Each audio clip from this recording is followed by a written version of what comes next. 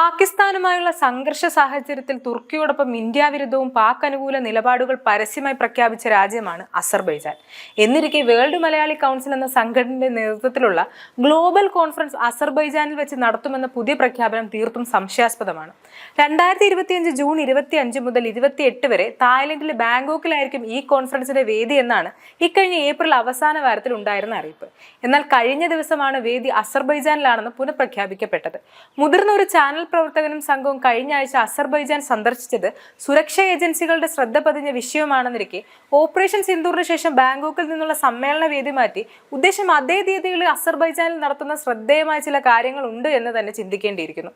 പ്രസ്തുത അസർബൈജാൻ കോൺഫറൻസിന്റെ വേദി മാറ്റുന്നതിൽ ഇടപെടാൻ കേന്ദ്ര ആഭ്യന്തര മന്ത്രാലയവും വിദേശകാര്യ മന്ത്രാലയവും ഗൗരവത്തോടെ ശ്രദ്ധ ചെലുത്തുമെന്ന് വിചാരിക്കുന്നു എന്ന് പറഞ്ഞു വെക്കുകയാണ് ഡോക്ടർ ഭാർഗവ് റാം തന്റെ ഫേസ്ബുക്ക് കുറിപ്പിലൂടെ. News desk IBN Malayalam.